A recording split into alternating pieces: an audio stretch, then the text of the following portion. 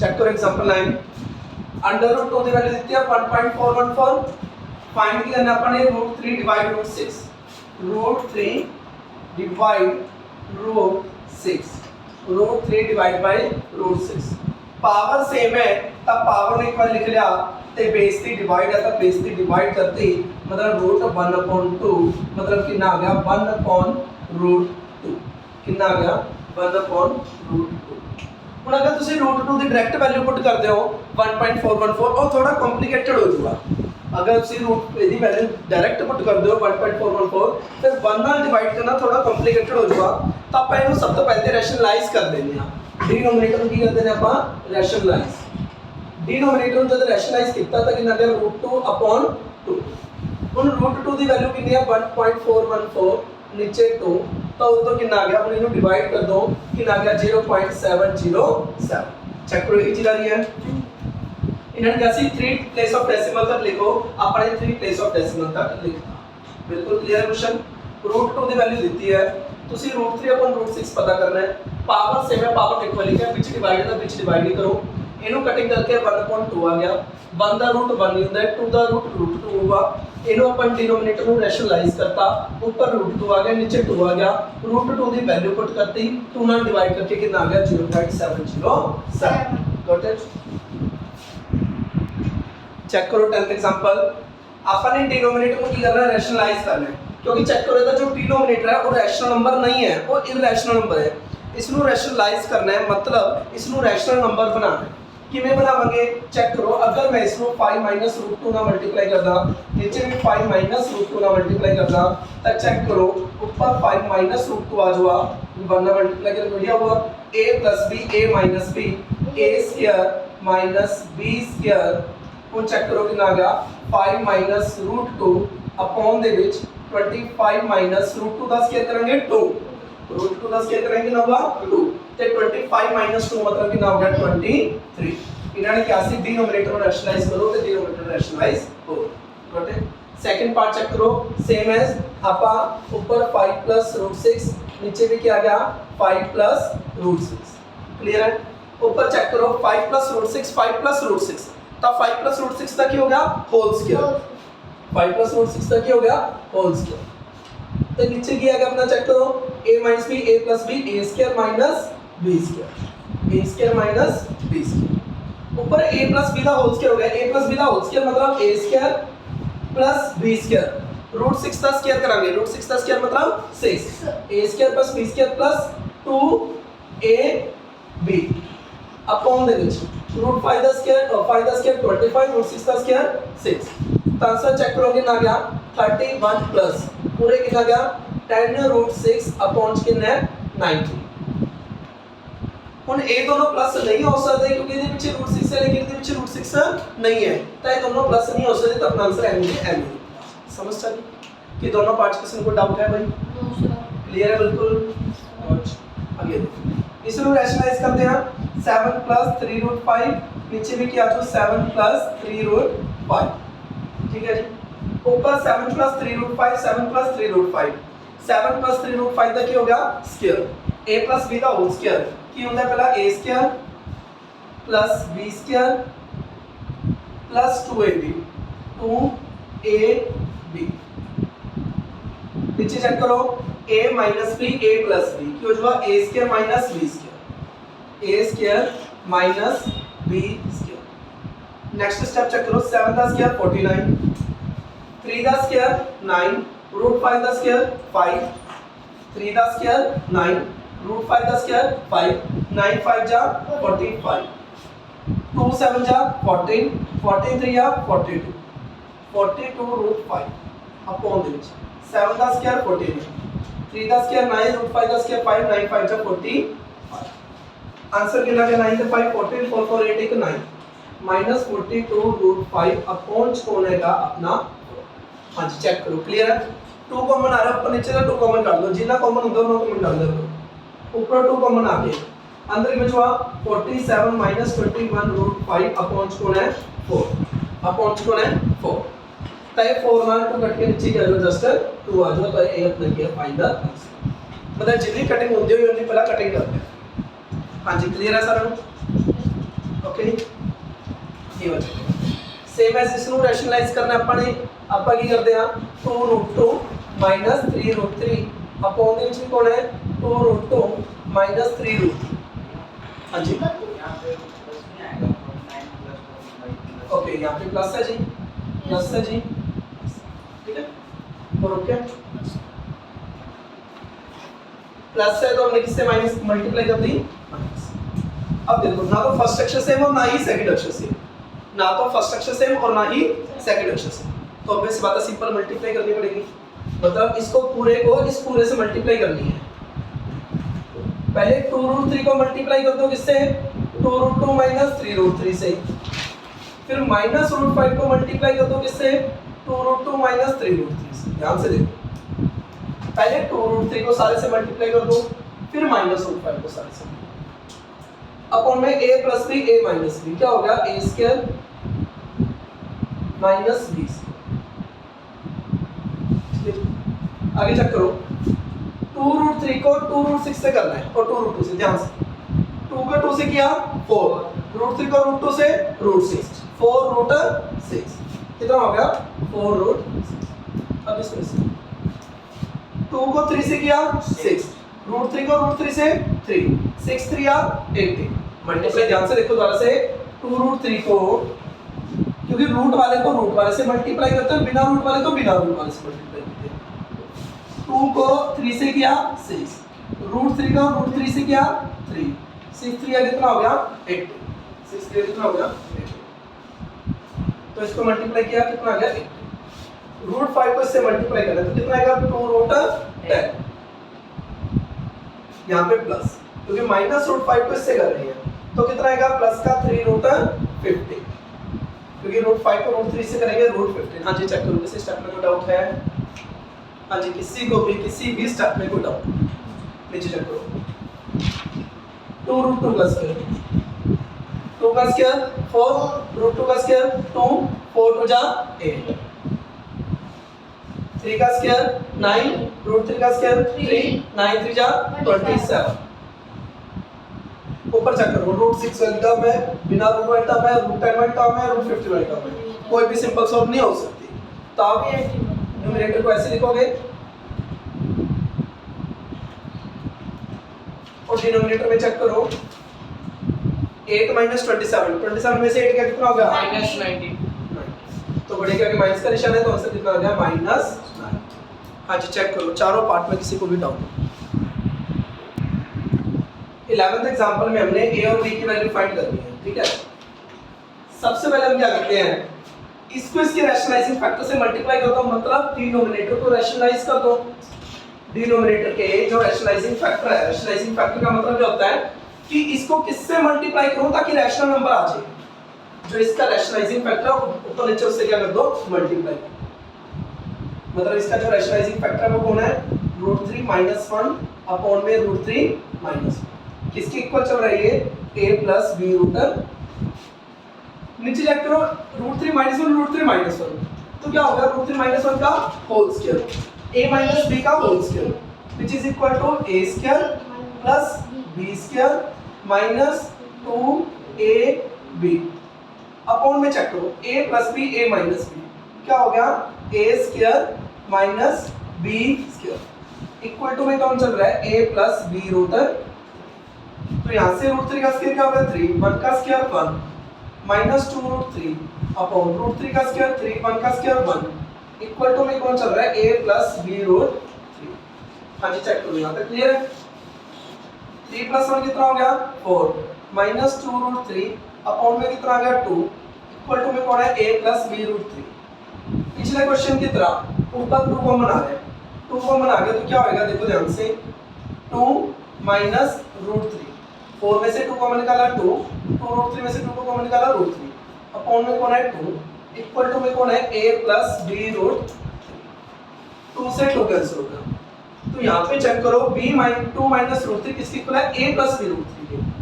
अब दोनों को कंपेयर करो यहाँ पे √3 के साथ कौन है -1 यहाँ पे √3 के साथ कौन है b मतलब b की वैल्यू कितनी आ गई -1 यहाँ पे प्लस माइनस में कौन है साथ में 2 और यहाँ पे कौन है a मतलब a की वैल्यू कितनी आ गई हाँ जी चेक देखो ये आपके पास स्टेटमेंट है। सबसे पहले डिनोमिनेटर को मैंने रैशनलाइज किया, या तो बोल दो डिनोमिनेटर को रैशनलाइज किया, या बोल दो डिनोमिनेटर के रैशनलाइजिंग फैक्टर को न्यूमरेटर और डिनोमिनेटर में क्या कर दिया, मल्टीप्लाई कर दिया। इसके रैशनलाइजिंग फैक्टर को ऊपर और नीचे मल्टीप्लाई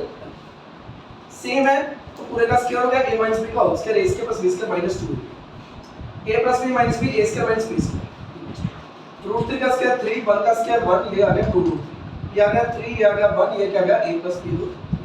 ये क्या आ गया 4 माइनस 2 रूट 3 अपॉन में 2 इक्वल टू में ये बच गया। ऊपर 2 को बना रहा है निकाल लो, 2 से 2 कैंसिल हो गया ये बच गया। अब कंपेयर कर लो, रूट 3 के साथ कौन है -1, रूट 3 के साथ b, तो b की वैल्यू होगी -1। अकेला कौन है a, अकेला कौन है 2, तो a की वैल्यू कितनी आती ये कैसे करोगे भाई सोल्व, कैसे निकालोगे आप? आपके पास दो वेरिएबल है लेकिन इक्वेशन एक ही है। एक इक्वेशन से आप एक ही वेरिएबल की वैल्यू निकाल सकते हो। अगर आपको दो वेरिएबल चाहिए तो आपको दो इक्वेशन चाहिए। अगर आपने एक ही इक्वेशन में निकालना है तो आपको कंपेयर करके निकालना होगा, ठीक है। इसको भी सेम है। सबसे पहले हम क्या करते हैं, डिनोमिनेटर को रैशनलाइज, या कहते हो डिनोमिनेटर के रैशनलाइजिंग फैक्टर को न्यूमरेटर और डिनोमिनेटर में क्या कर दो, मल्टीप्लाई। और करिए जरा 3 + √7 अपॉन 3 माइनस √7 मल्टीप्लाई कर दो 3 + √7 अपॉन 3 +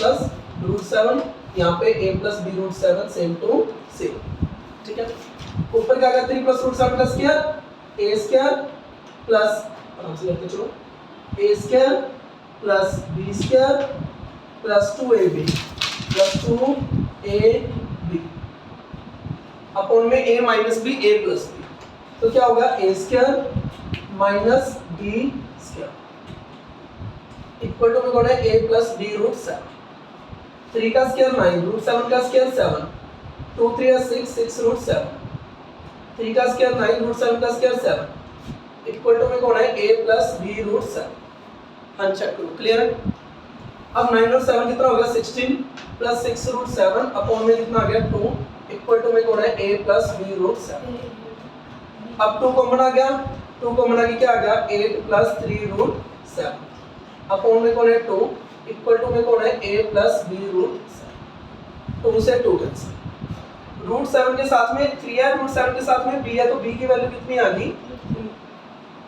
जो यहाँ पे अकेला प्लस में a है और अकेला यहाँ पे कौन है 8 है, तो a की वैल्यू कितनी आ गई। हाँ जी चेक करो, दोनों पार्ट में किसी को कंफ्यूजन है हाँ पे जी इसमें हाँ जी ये नीचे 2 ऊपर वाला 2 16 और 6 दोनों 2 के टेबल पे जाते हैं ना, तो 2 को मिलता है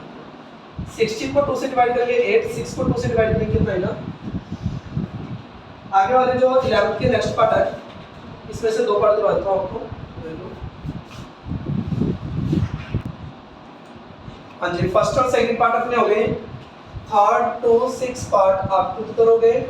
जो भी डाउट हो डाउट डिस्कस करेंगे यू विल सॉल्व, और हम 7th पार्ट कर। देखो 7th पार्ट में मैंने एक तो याद रखिए क्या इसका रैशनलाइजिंग अलग से कर दो, इसका रैशनलाइज अलग से कर दो, फिर दोनों की माइनस, एक तो ये और दूसरा मेथड क्या है ध्यान से देखो, ये कितना है 7 - √5 और ये क्या है 7 + √5। अगर आप डायरेक्ट इनका एलसीएम ले लेते हो, थोड़ा सोचो, अगर आप डायरेक्ट इनका एलसीएम ले लेते हो तो क्या आएगा 7 - √5 और 7 + √5 a - b a + b a इसके माइनस b इसके डायरेक्ट ही लगी, तो अकेले अकेले का रैशनलाइज करने की जरूरत ही नहीं है। दोबारा सुनो, अगर आप इन दोनों का एलसीएम लेते हो, एलसीएम लेके इन दोनों की मल्टीप्लाई ही आएगी ना, 7 - √5 7 + √5 इन दोनों की मल्टीप्लाई आएगी क्योंकि अलग अलग नंबर है ये 7 - √5 और 7 + √5 का जो एलसीएम है इन दोनों की मल्टीप्लाई ही आएगी। ये बात क्लियर है। जैसे मैं आपको सिंपल में बात बताऊं, लाइक a/b + c/d, इनका एलसीएम क्या आएगा b और d होएगा, क्या आएगा b और d, b को डिवाइड करेंगे क्या बचेगा d, d को a से मल्टीप्लाई करेंगे क्या आएगा ad, d को डिवाइड करोगे क्या बचेगा b, b को मल्टीप्लाई करोगे क्या आएगा bc। या इन शॉर्ट आप डायरेक्ट क्या बोल सकते हो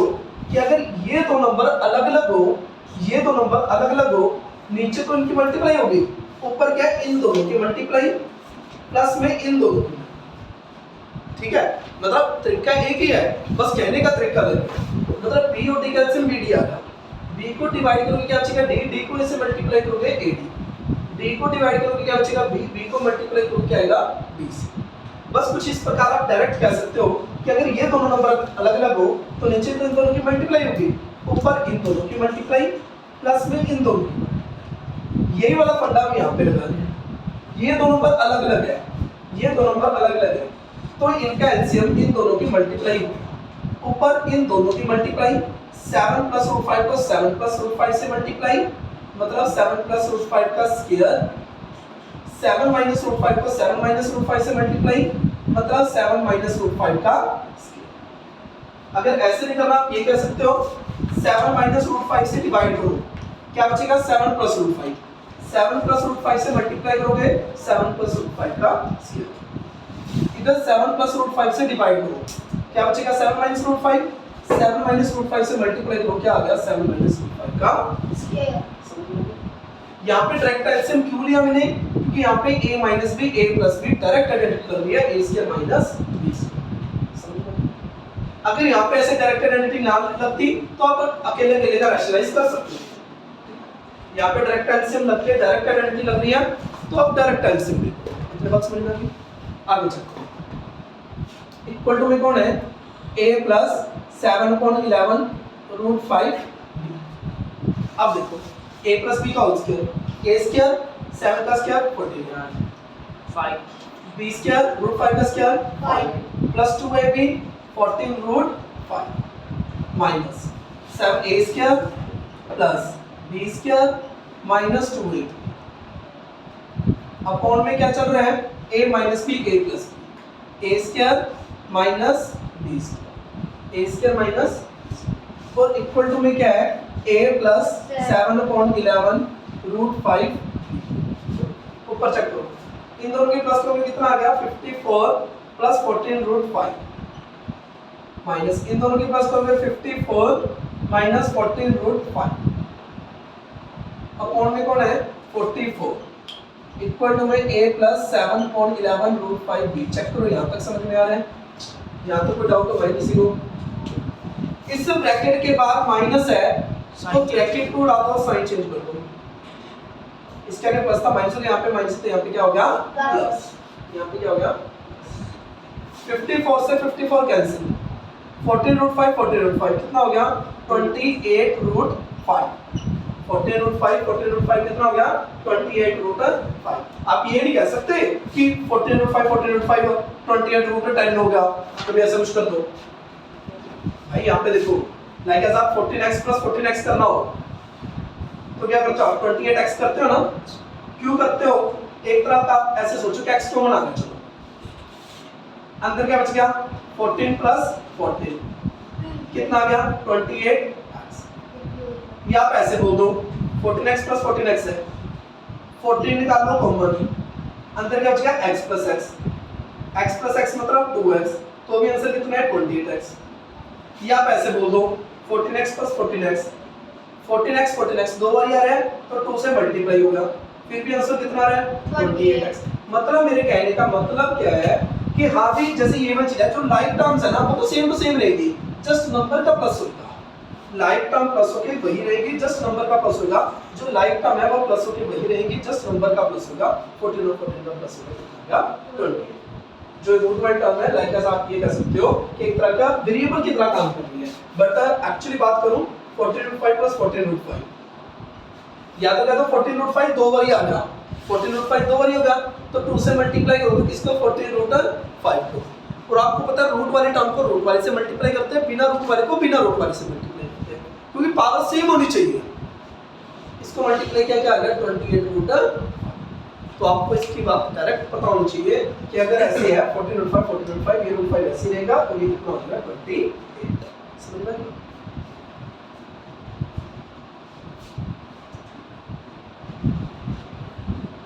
कितना आ गया 28 रूट 5 अपॉन में कौन है 44 इक्वल टू में कौन है a प्लस 7/11 रूट 5 4 कॉमन है। इतनी बात क्लियर है जी?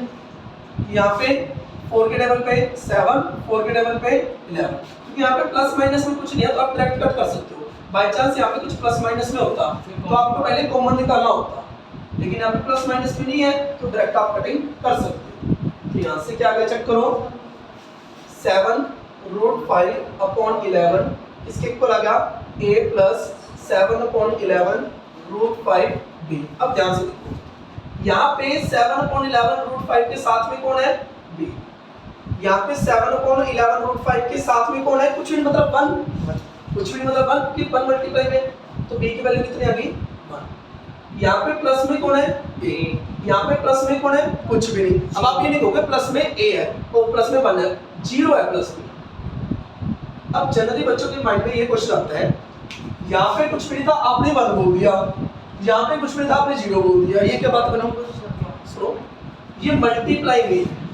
अगर आपने यहाँ पे 0 बोल दिया, 0 को किसी से मल्टीप्लाई करोगे वो तो 0 ही आ जाएगा। तो 7/5/11 की मल्टीप्लाई में b है, 7/5/11 की मल्टीप्लाई में कौन है 1 है, प्लस में a है, यहाँ पे प्लस में कुछ नहीं है। अगर 1 प्लस में कहोगे वो तो बात अलग होगी ना, आइडेंटिटी एलिमेंट ऐड होएगा, आइडेंटिटी एलिमेंट कौन है 0, तो a की वैल्यू कितनी आ गई। हाँ जी चेक करो, क्लियर क्वेश्चन। सिंपलीफाई करना है ट्वेल्थ क्वेश्चन को, ध्यान से देखो। सबसे पहले आप इनका एलसीएम ले लो, तो 5 - √3 5 + √3 इनका एलसीएम क्या आ जाएगा, इन दोनों की मल्टीप्लाई आ जाएगी, और a - b a + b क्या हो जाएगा a² - 3। एलसीएम में इन दोनों की क्या होगी नीचे मल्टीप्लाई। और आपको डायरेक्ट केस बताया है कि आप इन दोनों की मल्टीप्लाई कर दो और इन दोनों की मल्टीप्लाई कर दो। 3 को मल्टीप्लाई कर दो 5 + √3 के साथ, और 2 की मल्टीप्लाई कर दो 5 - √3 के साथ।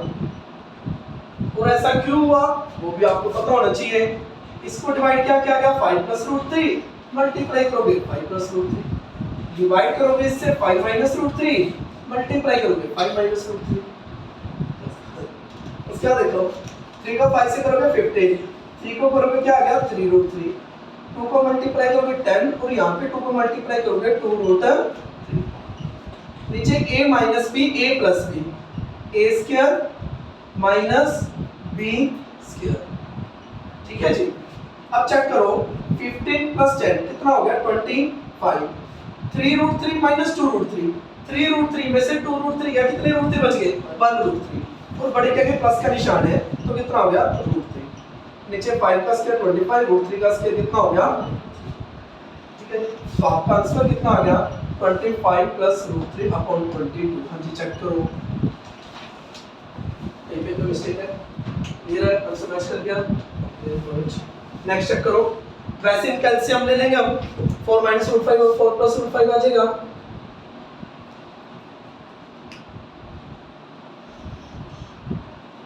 ऊपर इन दोनों की मल्टीप्लाई